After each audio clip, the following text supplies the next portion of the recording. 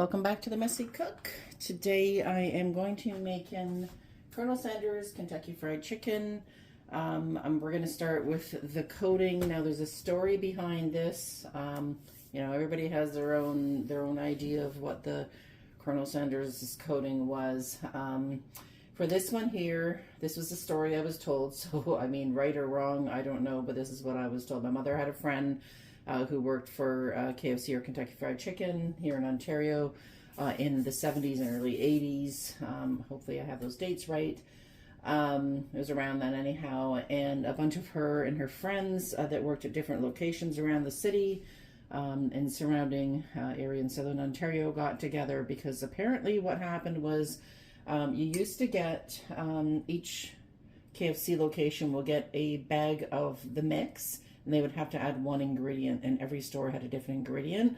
So apparently all these ladies got together, put their ingredients together, and they came up with the coating. Now I'm telling you, for me, this is the one that I have had that is absolutely the closest to what I remember KFC being growing up. So I think personally that it's worth a shot. I'm going to get this all started. I have all the seasonings here minus one, and I will post the recipe at the end. Now I'm doing a half of the recipe that I had because this makes like 11-12 cups of mix, which I don't need. It's just me and my husband, but this packages up well. So I'm going to do half a mix. So what we're going to start off is with 5 cups of flour. So I'm just going to add in my 5 cups here. Oops, sorry for the loudness there. You don't have to sift it, that's fine. You can do this in like a half-gallon jar as well and just shake it up, but I think we get a better mix when we're doing it this way. At least that's what I've always done. So 2 more cups here. There's 1 more, a little less, a little more. It's not a big deal if you go over a little bit, but this will make quite an amount. It also freezes well. I went a little bit over there, so we're going to call that 5 cups. This freezes really well in your freezer. Just keep it in a tight sealed jar. So what I'm going to do now, this recipe here calls for something called accent. It's very hard to find now. It's not exactly MSG, but it's something similar. It just has a little bit more seasonings in it. Now I can't find accent, and I don't use MSG. Not that I have a problem with it. So if you do have it, you can add that in. You would add in 1/2 a cup of accent or 1/2 a cup of MSG, which, like I said, I'm going to be omitting. I'm just going to grab my salt and come right back because that's going to be my next ingredient that I add. Okay, now I've got my salt, and I'm just using table salt. You can use whatever salt you want. I wouldn't use like a coarse salt or a flaky salt. I think this is just good with big regular table salt. This recipe calls for, like I said, I'm doing half, so I'm going to do 1/2 a cup, and I'm actually going to cut that down a little bit because I found, I mean, everything that was overseasoned in the 70s, I think, and a little bit too much salt, and we also don't need a ton of salt in our diet. You can adjust this to your own taste. I'm going to add in, let's see here, probably a little over 1/3 of a cup of salt. I think that's more than enough. Like I said, if you find it's not salty enough for you, add a couple more tablespoons and you're all set. Now, here comes all the fun ingredients. So we're using 1/2 a teaspoon of garlic salt. Let me get all my things out here. So I don't have garlic salt, I'm adding garlic powder. So we're gonna add in 1/2 a teaspoon of garlic powder. There we go. We're gonna add in, it asks for 1 tablespoon of cayenne pepper. So I'm going to use 1/2 a tablespoon because I'm doing half the recipe. So we're going to add that in. Now you think, ooh, that's going to be a little bit spicy. It actually isn't. It just gives a little nice flavor there. 1/2 a tablespoon of barbecue spice. Now this is just a general barbecue spice you can pick up anywhere, dollar store or whatever. I make my own barbecue spice, which is a mix of a bunch of different seasonings. So I'm just going to put in 1/2 a tablespoon of the barbecue spice. Now, if for some reason you don't have one of these, just omit it or put something the closest to it. That won't be a problem. Curry powder. So this asks for 1.5 tablespoon of curry powder. And honestly, you wouldn't know it was in there. First time I saw that, I thought, curry powder? Oh, wow, that's different. I don't remember tasting curry powder in KFC coating, but my mom made this for us growing up, and I'm telling you, it certainly helps with the flavors. So make sure you add that. I'm going to add half a tablespoon of paprika. So we're going to put that in. There we go, half a tablespoon of paprika. Now I'm using smoked paprika. If you have sweet, that works fine too. Excuse me, 1 teaspoon of thyme. So where's my half? There's my half teaspoon. So half a teaspoon of thyme, because I'm doing half a recipe. There we go. This recipe asks for 1 tablespoon of white pepper and 3 tablespoons of black. I don't have white pepper. I'm just going to be using black pepper. So I'm going to use 2 tablespoons of black pepper. If you have the white, feel free to use it, or if you want to use all white, that's fine as well. There, 2 tablespoons. That's it. There's my salt, but I've already added that. So that is basically it. I'm going to grab a whisk, and we're going to get this whisked up. Okay, so everything's all in here. Like I said, if you have MSG and you want to add it, that's great. If you don't, or if you can happen to find Accent, if you're in Southern Ontario or the Hamilton area and you've seen Accent on the grocery store shelves, please tell me where you found it, because it's always good to be as authentic as possible with your recipes. Now you can see here, this is all mixed in. You can see that pepper. Ooh, we're almost all mixed in. So basically, I like to use the whisk, excuse me, because that just kind of puts things a little bit more evenly through. And then what I'm going to do from here is I'm going to take a half-gallon jar. You can put it in a freezer bag if that's all you have. You can put it in jars just to make sure you seal it up well. And I'm going to dump that in. Sorry, I'm almost dumping all over. So we just want to get this all filled up here. And once we get that filled up, we're going to give it a shake. Okay, so I have everything in the jar. What I'm going to do with mine is I will shake it up in a moment, and it's pretty mixed, as you can see here. You can see all the specks of the pepper, everything. It's a tiniest bit pink maybe because of the paprika, but it smells amazing, and I can trust me, this really tastes good. This is great for chicken. You could do pork. You can make your own chicken fingers instead of buying the stuff you get in the store. Now, because I'm going to seal this, I have an electric vacuum sealer. This is rechargeable, so you can just plug it in somewhere here, well, right there. So you can just plug this in. I am going to link this in the description. So if you are making bulk amounts of things, or you're buying dry goods and you want to freeze, like you want to keep them in jars and have them last longer, this vacuum sealer is amazing. So basically, you just want to wipe the rim. You want to make sure there's nothing on the jar itself. This works, sorry, just so you know as well, this works for just a regular mason jar, and if you pop it off, it works for the wide mouth as well. This is just a regular size mason jar. Use whatever mason jar you want. You can split it into a few if you like. We're going to put this on, press it down, and we're going to hit the button. I like to do about 40 seconds, so I'll just show you here. You can see, so that's just going to time down. So when that beeps, it's sealed, and I'll show you. Okay, so if this is sealed right, and it should have by now, we're just gonna pop the top off, and you'll know it's sealed because I can actually pick this up. It's very heavy, but I can pick that up by the rim. So, and I'll show you, I'll actually vacuum seal it again on my own, but I want to show you that this actually is sealed. So listen to the sound of the vacuum seal, and you'll see some of this flour move a little bit. Let me just make sure. I'm going to zoom in so you can actually see this a little bit better. There we go. So you can see that held really, really well. So you'll see here how that all dropped down. So once you do open it and then you have to use it again, or you've used it again and you want to reseal, you're just going to wipe that rim again. Oh, sorry, we're going to put that sealer back on, and we're going to seal it back up. There we go. So we'll get that sealed up. And if you look really closely, you can see a little bit of it kind of with the pressure building in there. You can see that it's sealing up a little bit. Okay, so I've got that all sealed again. I'm going to just take a mason jar ring and put it on, and that's all sealed. I also want to give this a really good shake just to be sure that everything mixed up, and it did, I know that. So we'll just give that a shake or two. Now, I am going to put a label on this.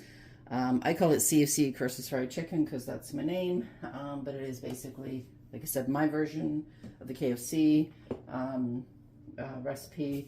Well, I shouldn't even say my version, the version that I got from the lady that worked there. So through my mom. So a little later on, when it's dinner time, I am going to cook some chicken thighs. I'm going to use our coating, and we're going to deep fry it in some beef tallow. So when that happens, we'll come back. In the meantime, this is the recipe at the top here. So that's, now again, I did half a cup, and that made that massive jar. So just put to whatever size you want. So 10 cups of flour, 1 cup of accent or MSG, 1 teaspoon of garlic salt or powder, a tablespoon of cayenne, tablespoon of barbecue spice, 3 tablespoons of curry powder, 1 cup of salt. Now I would myself knock that down to about 2/3, but that's a preference for me, so do what you like. Tablespoon of paprika, 1 teaspoon of thyme, 1 tablespoon of white pepper, and 3 tablespoons of black peppers. Basically mix it, put it in an airtight container, and freeze it up. So we'll come back a little later, and I'll fry up some chicken and show you how we use this. Okay, we're back. So I have out here 4 chicken thighs with skin on and bone in. You can leave the bone on if you want. I prefer to take the bone out, so I'm just going to debone these. And basically what I do is I cut just beside each side of the thigh bone, and I'm going to put the knife behind and slice up. I'm going to pull this all the way down, so you kind of have it hanging there. And what I'm going to do is I'm going to do some slight little cuts.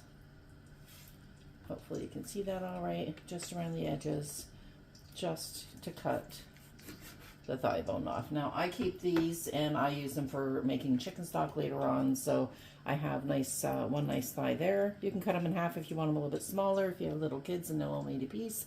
So I'm going to continue to debone these 4 chicken thighs. You can use breasts, or you can use chicken legs. Like I said, you can cut up chicken breasts and make chicken fingers. This is also nice to do things like onion rings. If you want to do like a potato wedge and have some seasoning on it, you can do that as well. So I'll continue to debone these. I'm going to get to the next step in just a moment when I've got these all deboned. Okay, so I've got the thighs set aside. What I've done now, I've got the beef tallow heating. That's what I'm going to fry my chicken in today. I prefer beef tallow. I think an animal fat is actually better. I know everybody has this controversy about seed oils or regular oils. As long as you have an oil that's a high smoke point, whether it be corn oil, canola oil, beef tallow, lard, whatever you prefer, you use what you want to use. And I'm going to take about a cup of, I call it my KFC coating mix. I'm going to take not quite a cup. I just want enough in there that I know I'm going to be able to cover my pieces of chicken however many I'm doing. So I put in 2/3 of a cup there probably. So I'm going to start with that, and if I need more, I'll do more. I also have here 1 egg. In a bowl, I'm going to add a sprinkle of salt. It's good to kind of season ahead of time. That's probably like 1/8 of a teaspoon of salt. And I'm just going to grind up a little bit of pepper in there. I'm also going to add just a splash of water, probably maybe 2 tablespoons of water, 2 or 3 maybe.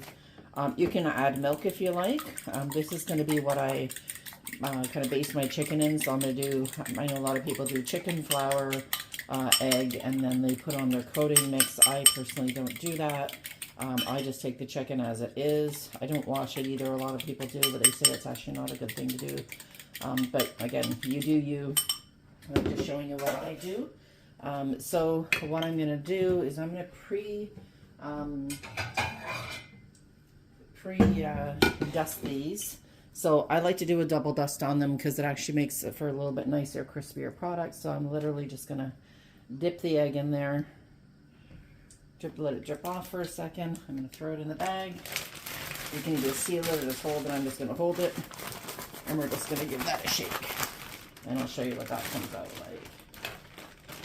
I'm just going to press it down. I want to make sure that we get all the bits and pieces. So that's it coated there. If you don't want the skin or you don't like that, like I said, you can just, you can take that off as well, or you can fry the skins separately. That's kind of nice if you ever had crispy chicken skin. It's absolutely delicious. So I'm just going to do this one here.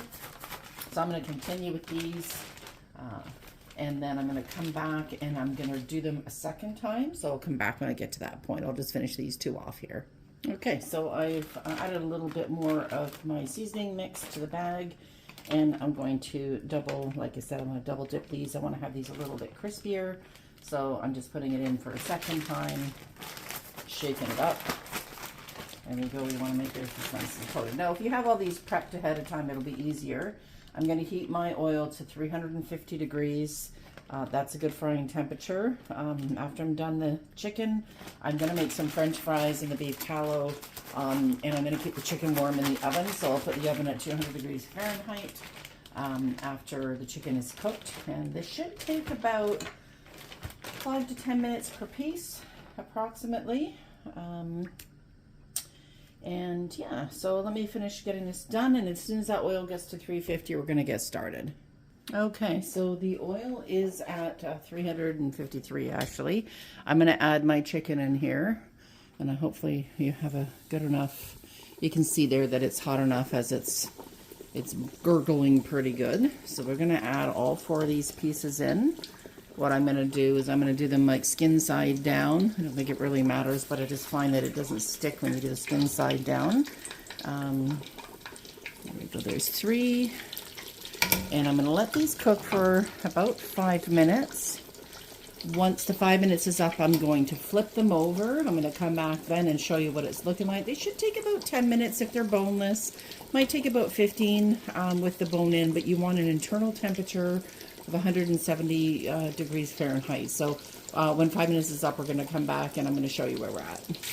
Okay, this is a little noisy here, but the chicken's done for about 5 minutes. This is the bottom side. Sorry, there you go. So this is the side that I had up. So I'm going to flip this over, and I get all 4 pieces flipped. You can already see how crispy that's getting. And it looks like so much more than just that little tiny piece of chicken you had. So we're going to let that go. I'm going to let that go for about 4 more minutes, and I'm going to check the internal temperature of it. The other thing, too, is when KFC was originally being cooked back, like I said, in the 70s, I'm sure it was open way before that, but in the 70s, everything was cooked in tallow, whether it was your French fries or your chicken and whatnot. So this is, again, more authentic to what you would have gotten back in those days. Anybody that's my age, and I'm in my 50s, knows that it all tasted better back then, and they changed it to the seed oils, and it just never tasted quite the same. So you got to try this recipe and see how it turns out for you. So I'm going to continue on and let you know when this is all done. Okay, so this has been going for about 3 minutes. It's got 1 more minute left, and I'm actually going to turn the timer off, and I want to check the internal temperature. And what I want to do is find the thickest part of the meat and stab a thermometer in there, and I'm looking. Well, this is going to go in the oven at 200 degrees to keep warm while I cook my fries. This is 166, so 165 is fine because that's going to continue cooking the oven, and this way we don't have dried out chicken. Again, find the thickest part of your meat. Double check it. Oh, that one says 200, so that's definitely cooked. The nice thing about cooking this way, too, is it's going to keep all the juices locked in, so even though the temperature's high, you're not going to end up with a dry product. See here. Ooh, here we go. Yeah, that one's cooked. As long as you have at least 165 if you're keeping it in the oven. If you're not keeping it in the oven, then you can do 170, and you can eat it after you let it cool. So these are done. Let me get a little closer picture for you. There we go. Those are absolutely beautiful. So I'm going to pop these in the oven to keep them warm. I'm going to get my fries cooked, and I'll show you at the end and cut it into pieces and show you how nice it is. Also, you can put this in on a rack if you want as well, and it'll let the air flow around a little bit better. I'm just keeping on bake at 200 degrees, so it'll be fine. Okay, well, my oil is heating back up. I've sliced up some potatoes. I've peeled them, washed them a couple times in real cold water, and what I've done is I've dried them off. So I just used a paper towel, sorry, not a paper towel, a dish towel that is lint free. So it just kind of dried the spuds off because we don't want to put wet potatoes in too hot oil. And again, for frying French fries, your oil needs to be 200, can't speak today, 350 degrees. So it's almost there. So as soon as they hit that, we'll get these in. All right, so oil is up to temperature, and I'm going to add these fries in, just a few at a time so don't get splashed by any oil. And again, we want that nice sizzle there. So we're going to get these all in. And I like using a deep pot. If you have a deep fryer, you can absolutely use that if you prefer. I don't have one. I don't deep fry an awful lot. So this for us works out really well. So I'm gonna just take that temperature gauge out of there because I know that's all its temperature. That's a really handy one, by the way, to have on the side of your stove for when you're heating something like that oil. It also works well for candy. So I'm just going to get these a little stir. I don't want to stir too much because if I do, I'm just going to break up all those fries. You can see those in there. This again is in tallow, so this is going to make a really delicious golden fry. The first time I started using tallow a couple of years ago, the taste brought me back to being a child, and it's so delicious. So again, I don't promote eating deep fried stuff all the time, but if you're going to do it in tallow if you can. Or lard gives you pretty much the same effect. So I'm going to let this go for a little while. I'll let you know when they're all done, and we'll get our meal put together. Okay, so dinner is ready. So I've taken out the fries, and I should use my tongs here. I usually put them in a bowl with a little bit of paper towel here just to be sure that it sops up the majority of the grease. There we go, almost lost my chicken there. And it's about half the fries. This would be far too much for dinner, but that's okay. So you can see these here. Let me just pull this out. So these are like really nice and golden. This is exactly, they're getting cool already, so one of them broke. But these are just nice and yummy. So I've got those all set. I'm making a plate on the side here for my husband. And we're each going to get 2 pieces, so I'll take those 2, and I'm going to give him the other 2 big ones. There we go. And that is our dinner. Now I'm going to cut into a piece of this chicken. Let me get this out of the way. Just this out of the oven. This is a little bit warm, so I'll get that out of the way as well. I'm going to cut into this chicken, and I'm going to show you what we're looking at. Let me just zoom in a little bit here so you can see exactly what we have. So there we go. That double layer coating is just perfect. And you can see, whoops, get my hand out of the way. That chicken is nice and moist. It's hot, but you can see here it's super juicy. We're going to try that.